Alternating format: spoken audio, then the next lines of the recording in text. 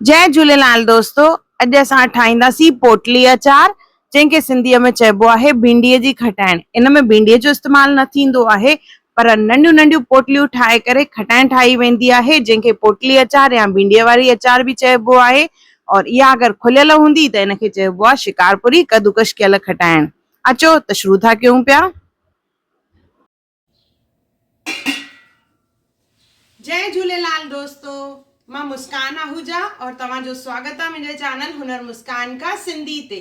इहो उहो चैनल आहे जिन ते तव्हांखे सिंधी रेसिपीज़ मिलंदियूं, उनखां सवाइ सिंधी ट्रेडिशन, सिंधी कल्चर हुजे, असांजी रीति रस्मूं हुजनि, हिकु हिकु वीडियो मां पंहिंजे चैनल ते अपलोड कंदी आहियां। ॾिण वार हुजनि, ॾिण वारनि ते कहिड़ो खाधो ठहंदो आहे, हिकु हिकु मुंहिंजे चैनल ते आहे, त ज़रूरु चेक कजो।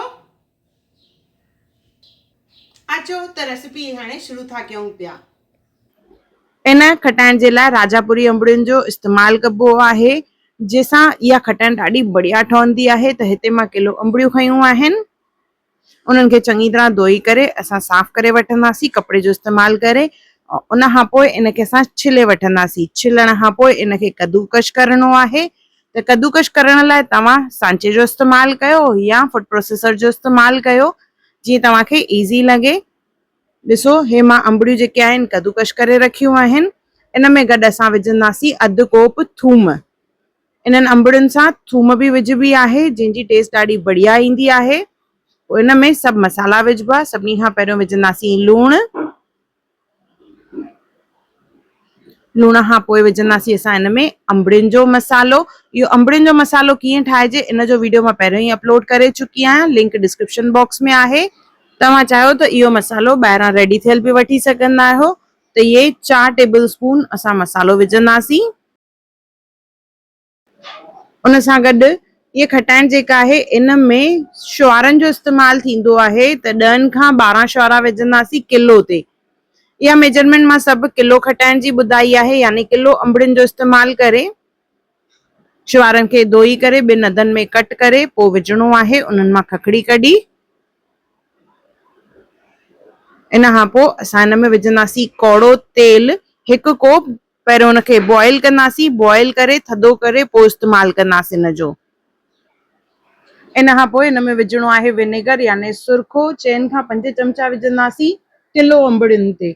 ही सभु मेजरमेंट्स जेके आहिनि मां किलो अंबड़ियुनि जे हिसाब सां ॿुधाए रही आहियां। इन में असां 4 खां 5 चमचा सुरखो विझंदासीं।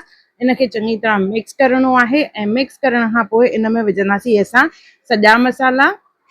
कुछ त अंबड़ियुनि जे मसाले में पियल आहिनि, बाक़ी कुछ विझंदासीं, जंहिंमें आहे सौंफ। 1 चमचो सौंफ विझंदासीं। उन खां पोइ 1 चमचो कारा मिर्च सॼा। उन खां पोइ विझंदासीं तेज पत्तो। 4 खां 5 तेज पत्ता भूरे करे विझंदासीं, यानी क्रश करे।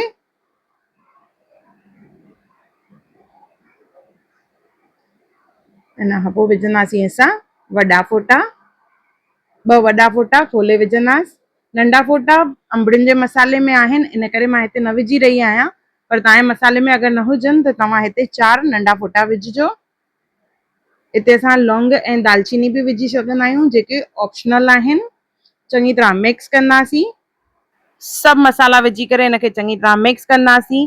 जीअं त नालो आहे पोटली अचार या भिंडीअ जी अचार, जंहिंमें नंढियूं नंढियूं पोटलियूं ठाहियूं वेंदियूं आहिनि, जंहिंमें ऊनी कपिड़ो खणबो आहे। पर मूं वटि हाणे अवेलेबल न हो, त मां उनजी जॻह ते रुमाल जो इस्तेमालु करे रही आहियां। रुमाल खे चङी तरह गरम पाणी में धोई सुकाए यूज़ कयो आहे। तव्हां हिते मसलिन क्लॉथ यानी कॉटन जो बिल्कुलु सनो कपिड़ो जेको ईंदो आहे उनजो इस्तेमालु करणो आहे। और अहिड़े नमूने नंढियूं नंढियूं पोटलियूं ॿधणियूं आहिनि। न ते धाॻो न त कपिड़े जो टुकर ई ॿधंदासीं और हिन तरह नंढियूं नंढियूं पोटलियूं ठाहींदासीं। त अधु खटाइण मां पोटलियूं ठाहे रही आहियां, अधु खटाइण मां ईअं ई रखंदसि। और ध्यानु रहे, जेॾी महिल असां पोटलियूं ॿधूं था पिया, हर पोटलीअ में 1 शुआरो ऐं 2-3 ॻड़ियूं थूम जूं हुजनि ज़रूरु। अहिड़े नमूने सभु पोटलियूं रेडी कंदासीं। पोटलियूं रेडी करण खां पोइ असां इनखे हिकु बरनी में बंदि करे रखंदासीं। त इहे पोटलियूं रेडी करे हिकु खणंदासीं बरनी। उन बरनी में विझंदासीं सभिनी खां पहिरियों लूणु। 1-1.5 चमचो लूणु विझी करे उन में अधु चमचो विझंदासीं हैड्र। हैड विझी करे इन में विझणो आहे गरम करे थधो कयल पाणी, लॻभॻि 1 वॾो कोप। उन सां गॾु 4 चमचा असां हिन में सुरखो यानी विनेगर विझंदासीं। जेके असां पोटलियूं रेडी करे रखियूं हुयूंसीं उहे पोटलियूं हिन में विझंदासीं असां।